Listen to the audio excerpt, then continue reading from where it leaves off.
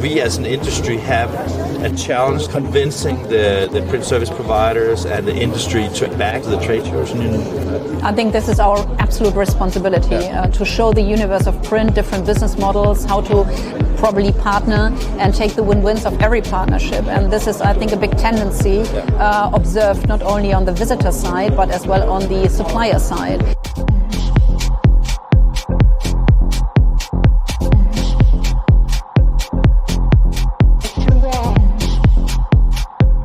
It's really a one-roof approach to a print expo or printing expo. Trying to put all technology together and all segments of the market together in one spot.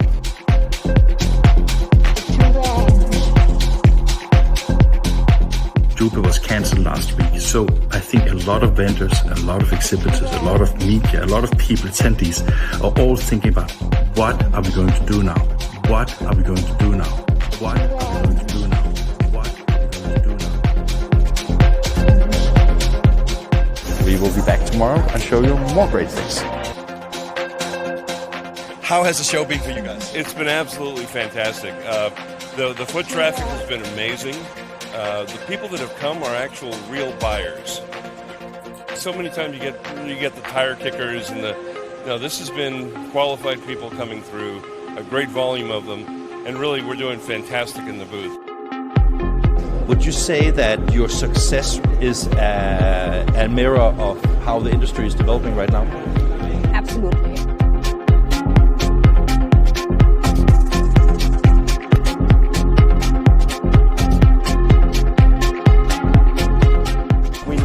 Part of the event because it's all about automation from software, printing, and finishing equipment perspective. It is a must-attend event. In the industry, it's the only place where you can see all of this automated work together in the same place.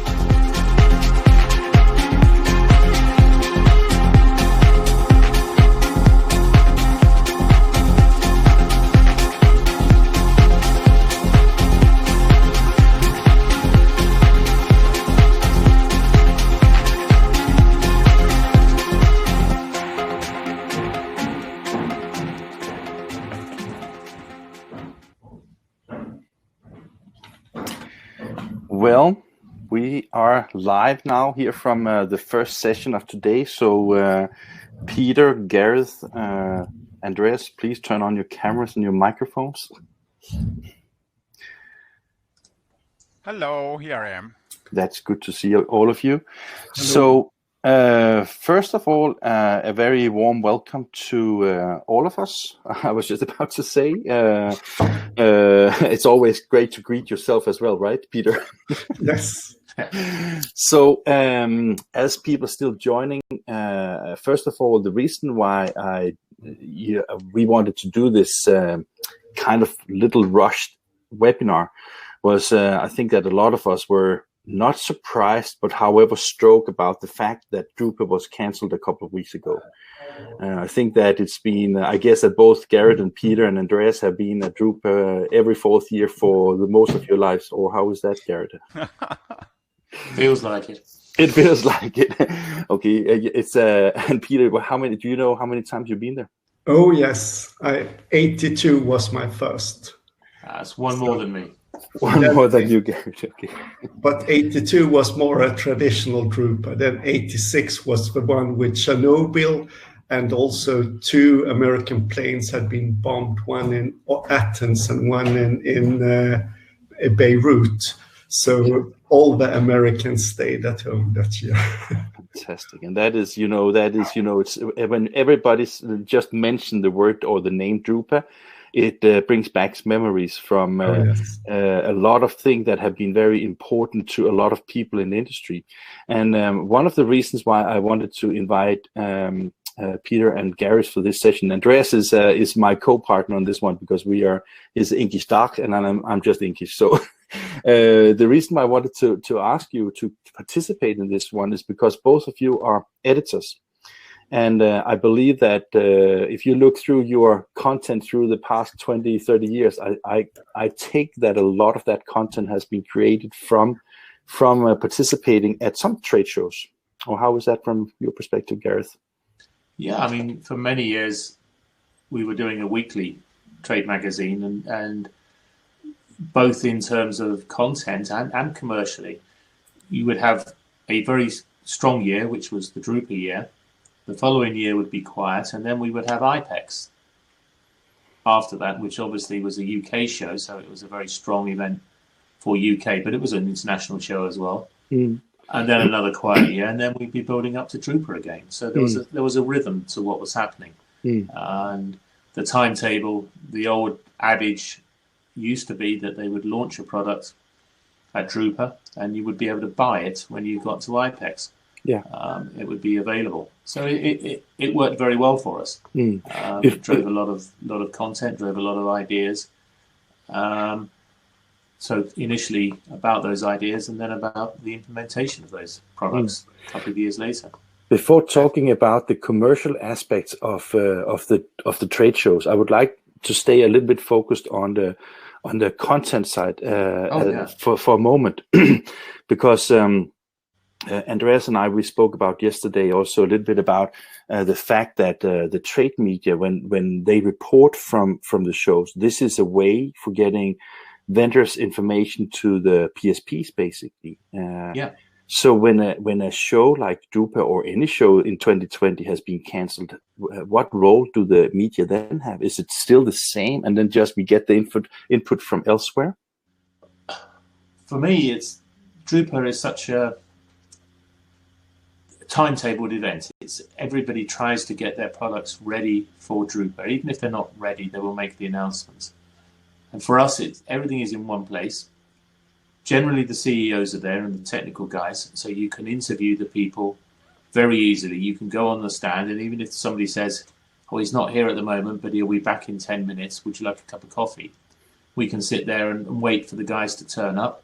So we have access to the people that are driving the decisions, the people that can understand the technology and can talk about the technology there and then on the spot. So we can go from Heidelberg to Koenig & Bauer to Man Roland to Komori and back again very, very quickly. You cannot do that at any other occasion. You have to timetable a call, and then you can't double check that with one of the other guys, and you can't go back to them very easily. So Drupa makes our life a lot easier in a lot of respects. Everything is there for us. And Peter, as you also have numerous magazines and websites in Scandinavia, I take that what Gareth is just saying here is something that resonates also from your perspective, right? Of course. I mean, I've with the magazines, I've had the pleasure of no Drupa, because our sales for the magazines is 12% higher this year than last year. And of course, when the salespeople couldn't visit their customers, they needed to have another channel, and then they came to us and for us to communicate things. So that means that it's also an opportunity, basically, because when we speak content, the content needs to get to the potential buyers. So you say that when a trade show is postponed or cancelled, that is also an opportunity for media. Yeah, for us it's been very good. So we actually in our newsletters, like our Sign and Print newsletter, the Swedish one, we have a queue now for advertising, and I never thought that would come up, not being able to host everybody. What a positive problem, right? Yes, very nice. But then, of course, we also do the trade shows for Scandinavia, and there we have had quite costs now to transform them into digital events. But nicely, we have had all the big exhibitors that would normally be at Drupa are now at our Sign and Print Connect digital show that we will be running in February instead. But of course, it's a lot of costs to build a whole digital show, and we don't know if we will only use it once, and hopefully we will be running the live shows after the summer again. But or maybe it will be a mix. That's what nobody knows, and we are curious to see. Andreas, you have also been in the role of an editor, and you write a lot of content still, also film, of course. I was just curious because in one of the articles you and I wrote about Drupa a month times ago, you said that once you worked for, I think it was for AGFA, and you said that at that time, and you said that the ROI from a vendor's perspective when you were exhibiting has changed a lot over the years. Can you explain a little bit what that is about? Yeah. So this was around in the early 90s or mid of 90s.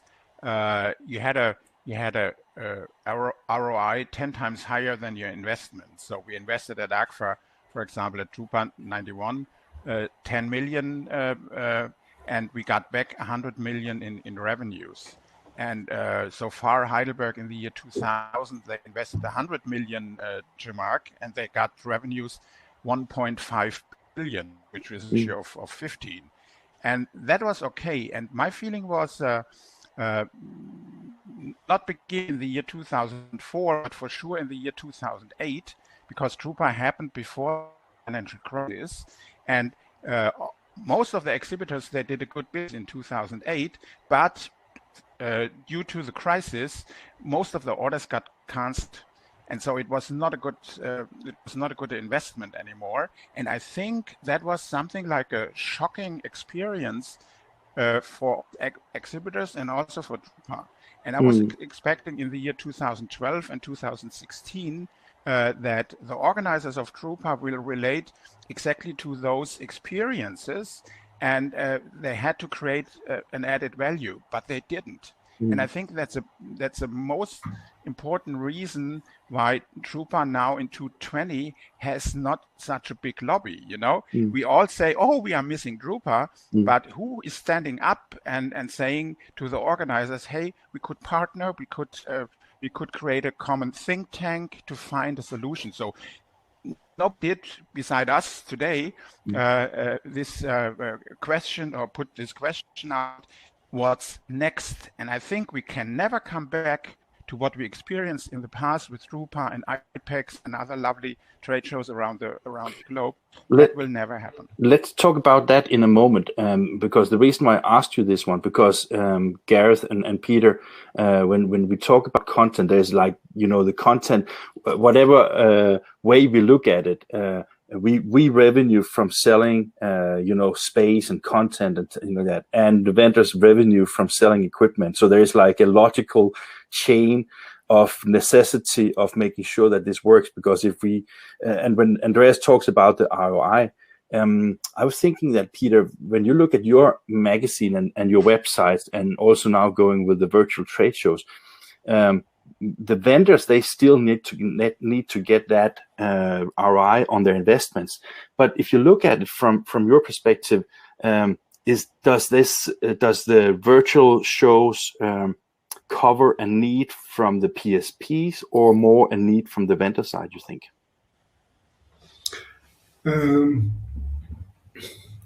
I don't think that can be separated. Of course, the vendors need to get their new stuff out, and the buyers need to be competitive. But then also, of course, in a market where 20% of the print have disappeared this year, more people will say that we're just fine with keeping the equipment we already have. But also the vendors have been really good at structuring so that you don't buy your equipment, but you rent it for 4 or 5 years. And that means that automatically after that period, you will need to buy something new to get something new.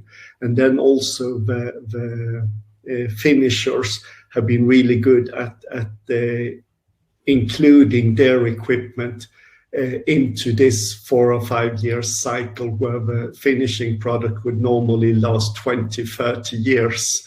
So instead, that is also changed every 4 to 5 years.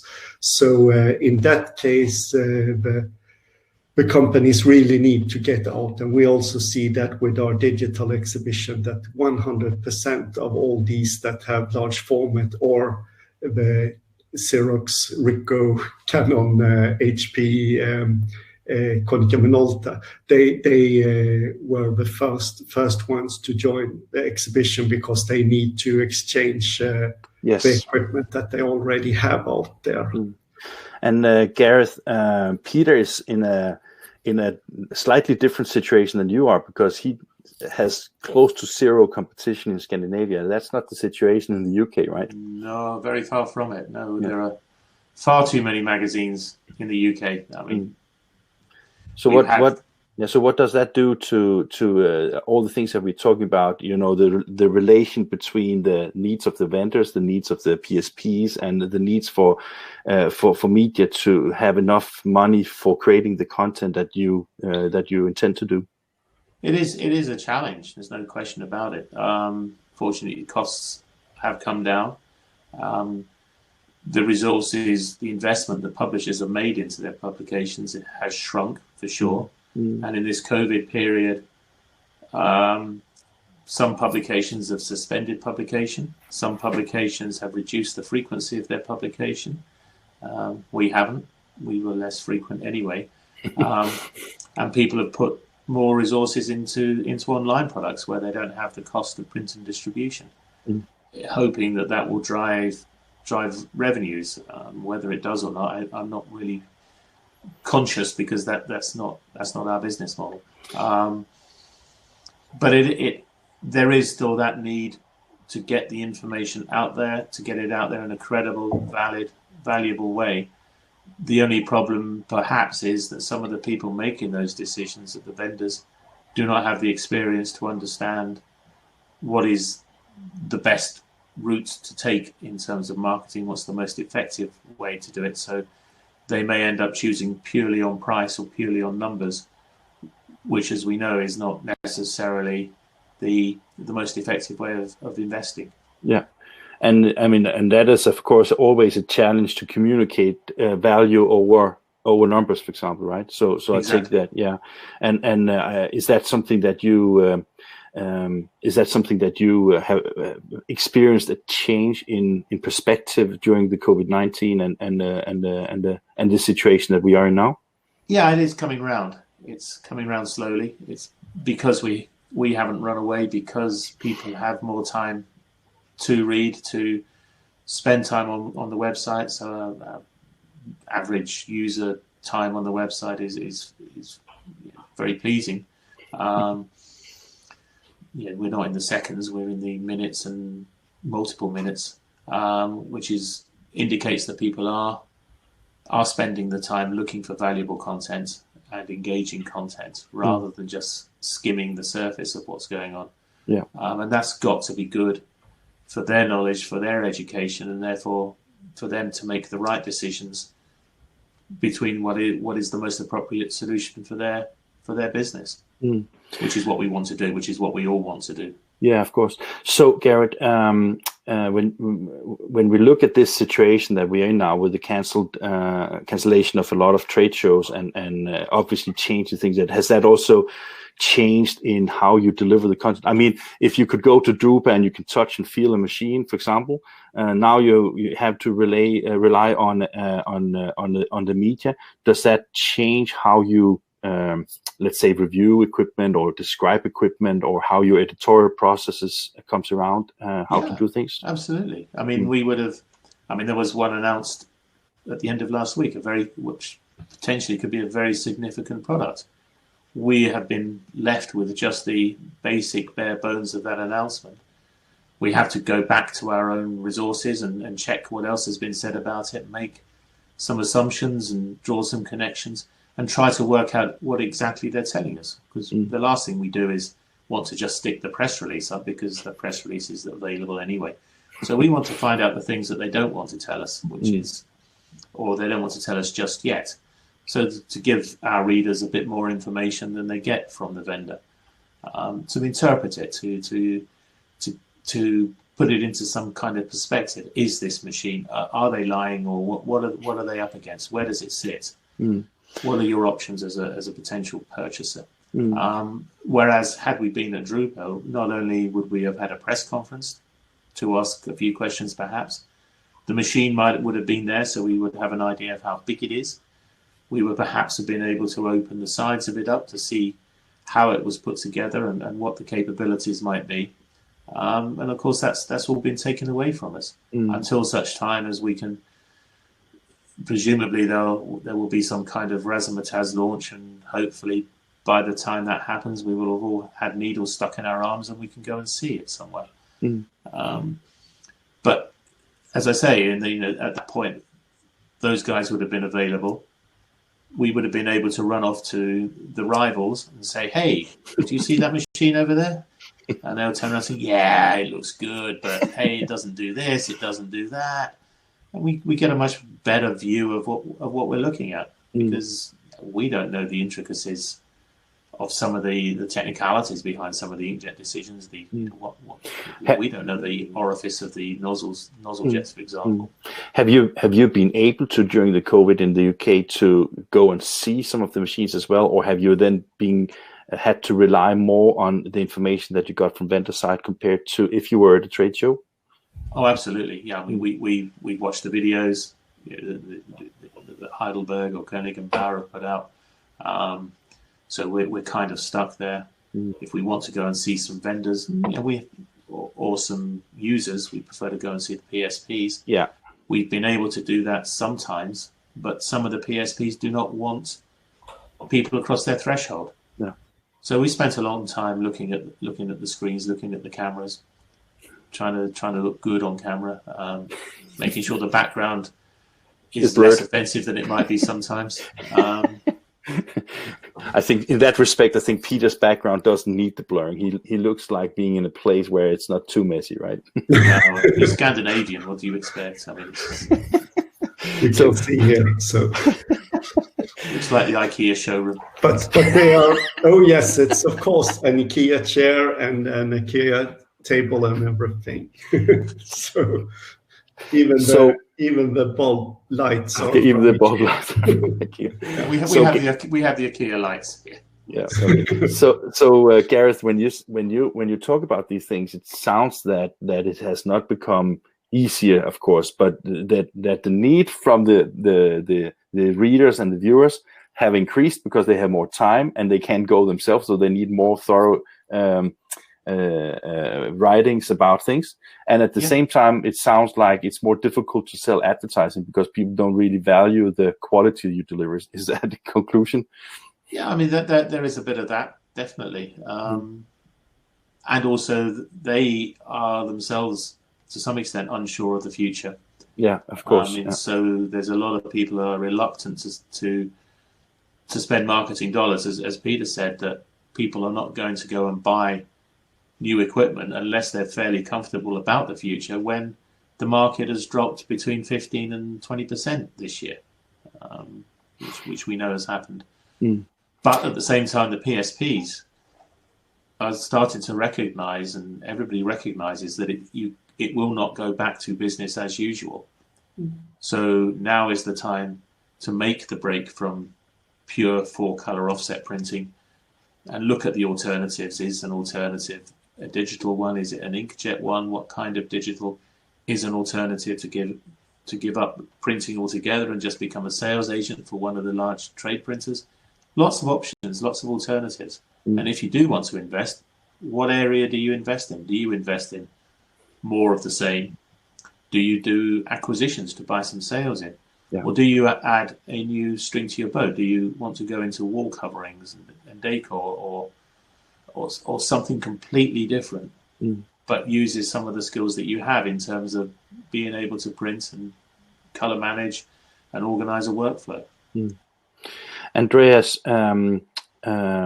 since I got to know you, I know that we have our discussions from time to time, which I also appreciate, but you're also a critical voice sometimes. I think that some might even think that you are an unfair critical voice sometimes. But that aside, I'm a little bit curious because, what Gareth is talking about here, when PSPs are, they want to be really sure about the investments they are doing. Do you think, and I'm not trying to have a leading question here, but do you think that this is the times where people start to rethink also their business models in relation to their entire business, or are some people left behind the train, so to speak? Absolutely, I think so, because what is interesting, and when I listen to you guys as well, is that the quality of our storytelling and the conversations we can create is increasing and has to increase, because especially PSPs and also vendors, they want to avoid any risk, and therefore they are more or less a little paralyzed. And I think it's up to us. Drupa in the past was an initiator or a trigger for storytelling. And Gareth and Peter, you know it as well. Drupa was good for having, for the next 2-3 years, good stories and contacts. And so there was always a follow-up. And I think we can solve a lot of challenges or problems when we relate on that. How could we increase the quality of storytelling? Because normally, as a vendor or also a publisher, you have your territory. You claim your territory, and then you identify your candidates, and then you push information, and that's it. And I think today, when we don't have those personal contacts, because a personal contact is always interactive, we have to rethink how to create stories. Maybe we have to ask more questions and not only to deliver facts. I think people are overloaded by facts, and also in some product marketing divisions, even the own people, they call those people the feature fuckers. They it's a bad word, but it's exactly like that. We have to talk. A story must be based on the benefit a PSP could get for his work with his customers. And I think that's a major shift, how we have to construct our content. And I think it's not, in the first step, it's not necessary to reinvent the way we share our messages and stories, because we have good established ways like print magazines, websites, and also we have social media, which is the interactive element in that whole scenario. And I think all of us work on all these different stages. And maybe that's also good if we can document and create references that we as content creators and storytellers are able to motivate PSPs. Then we have the best opportunity also to get a better access to decision makers on the vendor side, because they are waiting for that. They have no idea how to reach a customer or a potential customer, a prospect. They have no idea, because their own way to do it is based on having a profile in the database. But that's not the value. The value is you can create is identify the right topic to cover, and all the audience is creating on the fly, and for each topic you can create your own audience. And that's the new dimension. I can't help think about, Peter, because I don't know if you've always done it, but one of the things I have seen during the pandemic from your side on social media, I think it was, can't remember if it was Facebook or LinkedIn, but you have shared some very good recommendations to PSPs, for example, about, as far as I remember, the first I noticed was about keep investing in print, ensure your cash flow, and there was like some kind of more personal thing that was not related to a vendor or not related to actually not even to the industry, but in very broad terms. And I think that you got a quite good recognition from the Swedish people about this. And the other countries as well. So okay, I couldn't remember if it was in Swedish. Sure. Sorry, yeah.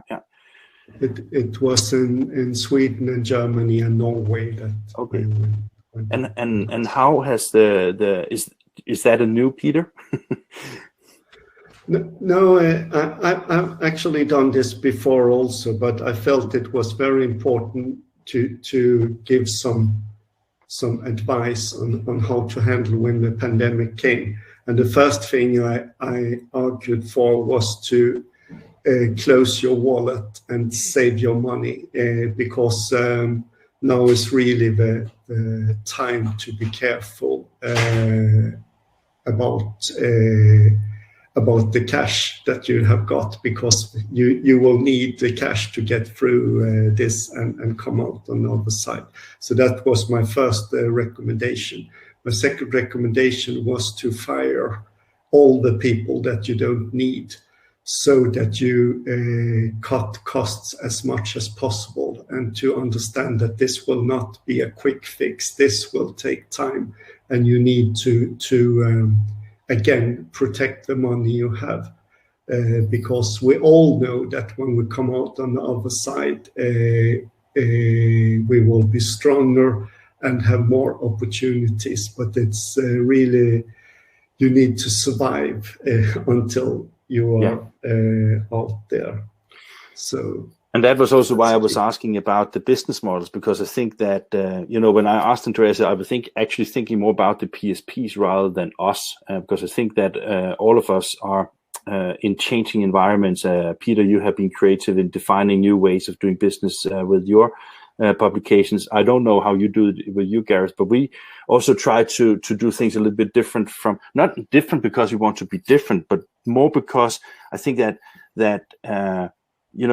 when you look at, when we spoke just a moment ago, we spoke about the fact that there will be fewer printing companies in the future, also because of the pandemic and because of the changes in needs, right?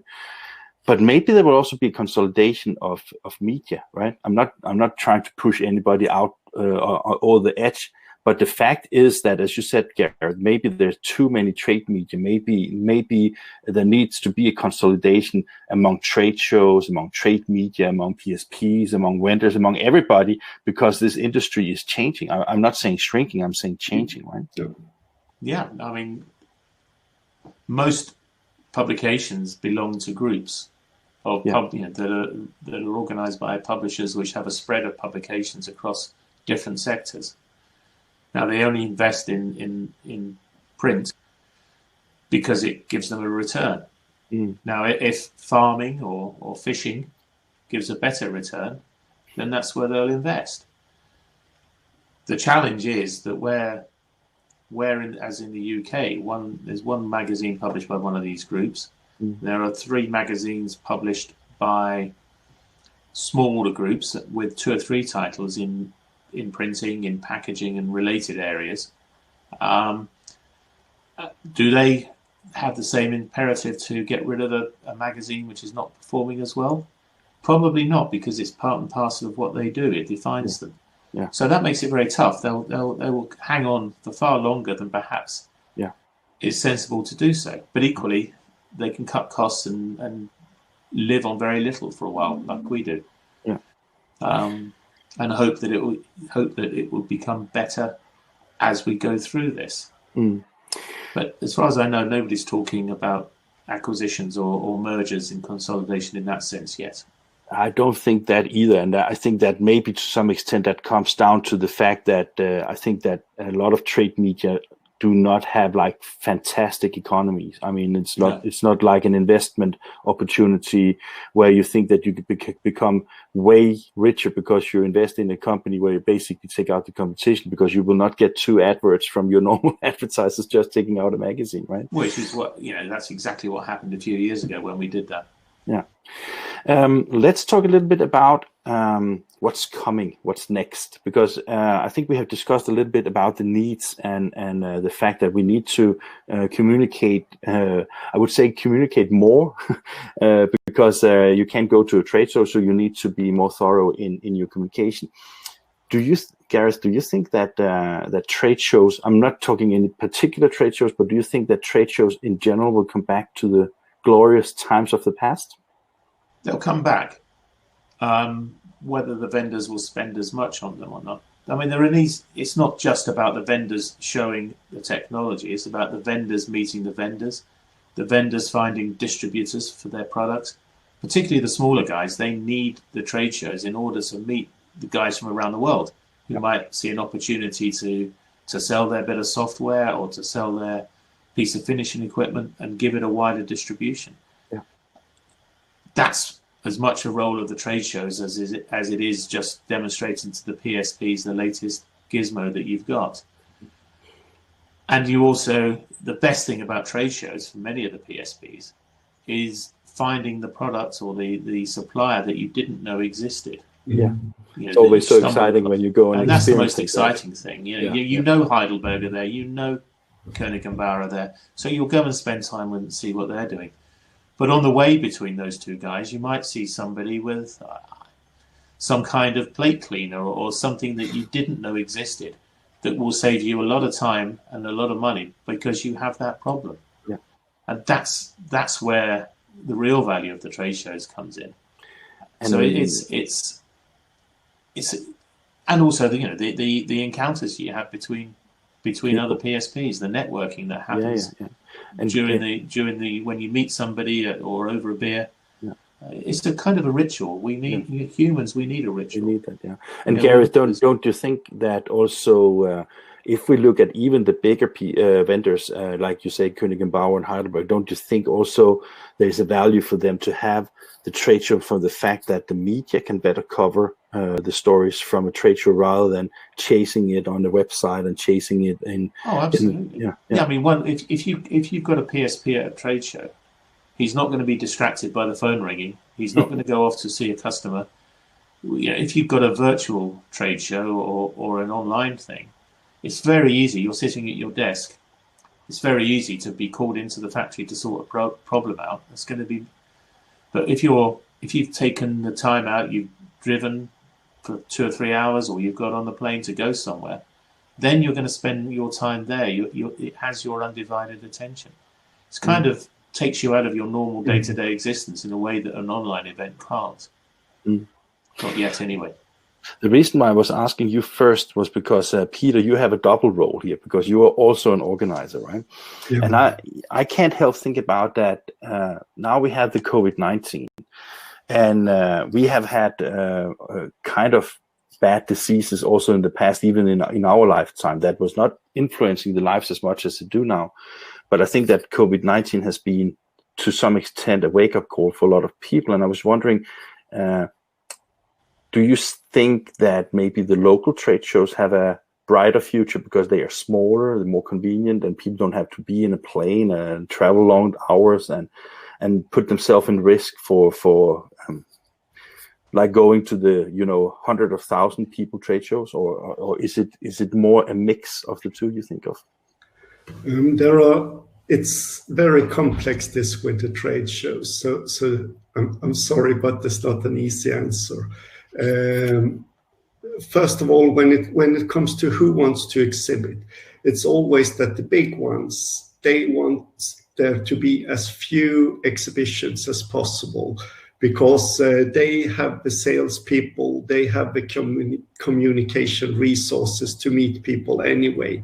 So they have very little to win from the exhibitions.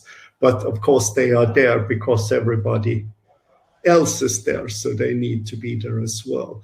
And just like Gareth said, it's the small ones that you find that want to come out and show what the products they have. And I also know, like Plokmatic's CEO, Jan Mörstorp, he said that they would be at Drupa even if no visitors would be there, because that's where they meet their dealers from all around the world. And that's fine with them. And then the dealers meet the customers in a daily basis and showing equipment. As you said, you should keep your money safe. So I would say that fly all your dealers to Stockholm instead. I think that would still be cheaper than going to Düsseldorf. Yeah, but it's just like Gareth said, it's in Düsseldorf you meet so many levels of people in the different companies and the developers, and also. It was a joke, Peter. Yeah, so it's really a good place for them to meet. Then we asked our visitors, are you going to Drupa? Are you going to FESPA? Are you going to the local show? And so, and it showed that only 30% said yes, they would go to Drupa, but I think it was 96% that said yes, they would go to the local show. And it was about the same figures in Norway, Sweden, and Denmark. So it was very clear that you wanted the local shows to be there. But then also with the digital solution, you can also be at the big exhibitions and show people so they can be at home and seeing what's happening at the big shows. So I think what we will see after this is really a mix of the digital solutions will still be there. I mean, just like before, I would call someone and interview them over the phone. Now all my meetings are on Teams, so we always are face to face. So the meeting have been much better now that we can see each other than before the pandemic, when we were just talking to each other. Yeah. And you know, that is when we look at our company INKISH, that is a positive challenge, because that means that everybody is now a video producer, right?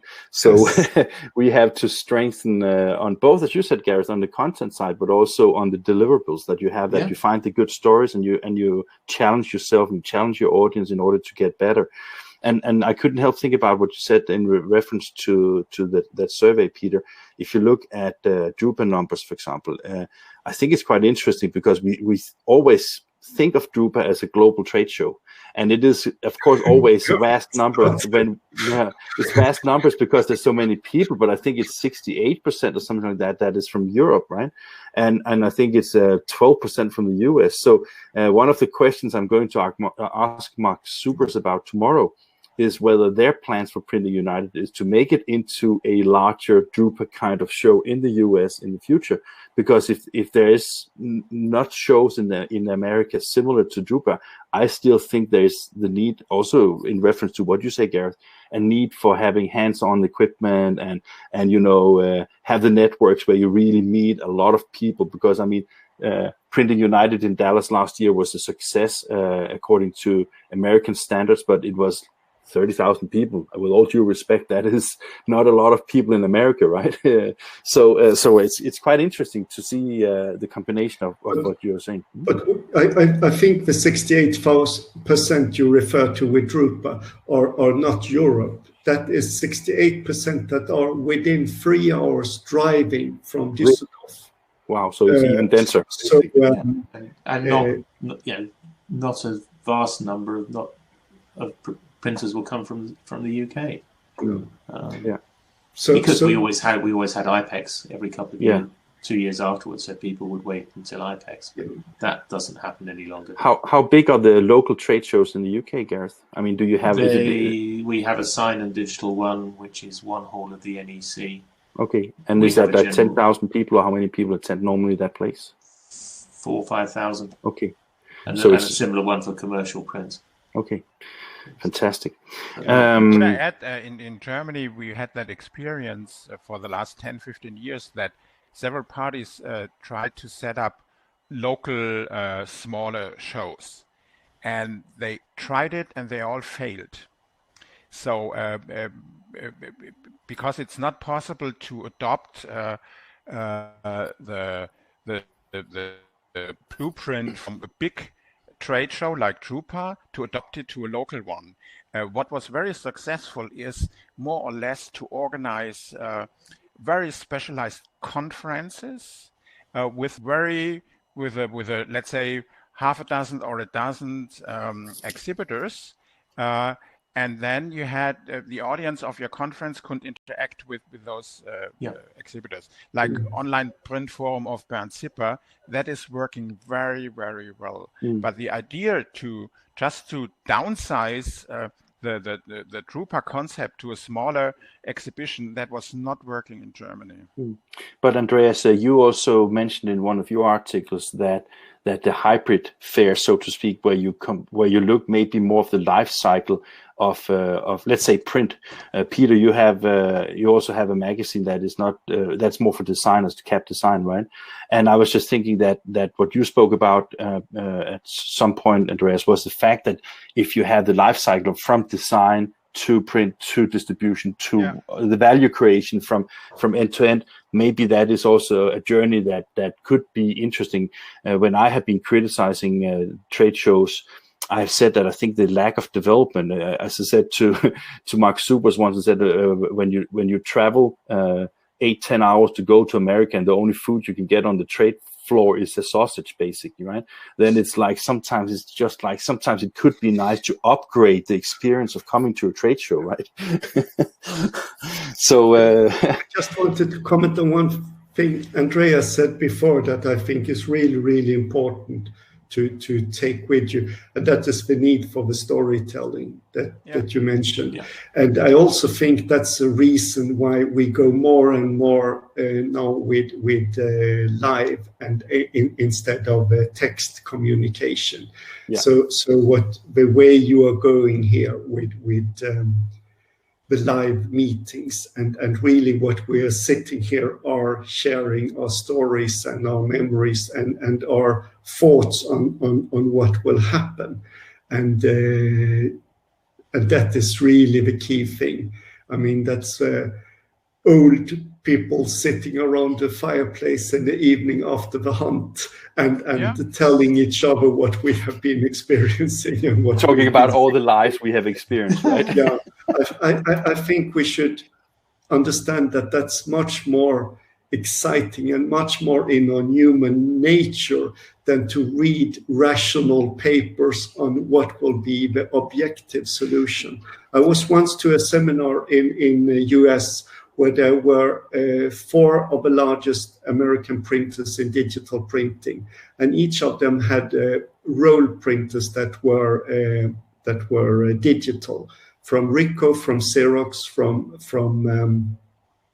2 others, I don't remember, HP and one more. Then they were asked, what were you using to take the decisions on what to buy? And they were asked, were you using articles in the trade press? None of them said yes to that question, not one of them. But they all said that it was visiting the vendors, hearing their stories, their vision about what is happening now, where is this product going to go in the development, and so.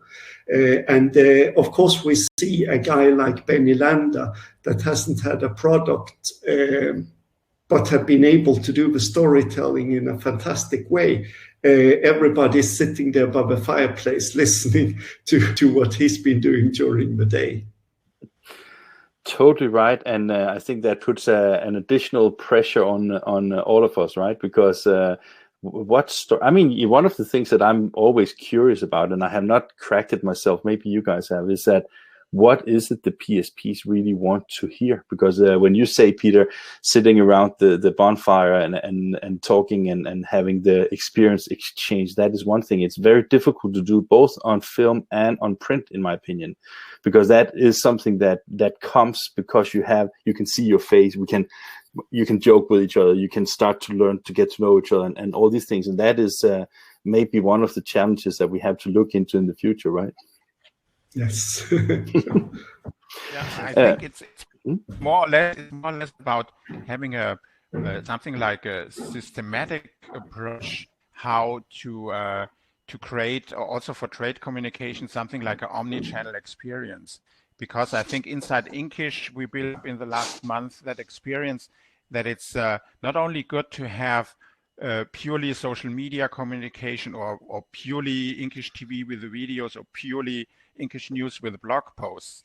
It's the combination of that. And I think that is my learning from our very interesting discussion right now, that back to the roots, markets are conversations, and conversations rely on storytelling. And I think if all of us coming from more or less the publishing side and the trade communication side, if we are able to enhance our storytelling, to do it in a much better and attractive way, then we can substitute the effect of trade shows. And we have to, because I'm absolutely sure that it will take almost 2 years or 3 years to be back to that situation that we are allowed to travel, that we are allowed to join big trade shows like we did in the past, whenever they happen.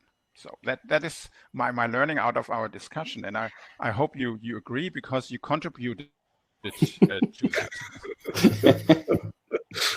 I think we'll end up with a buffet table. Yeah, that was tricky. Yeah.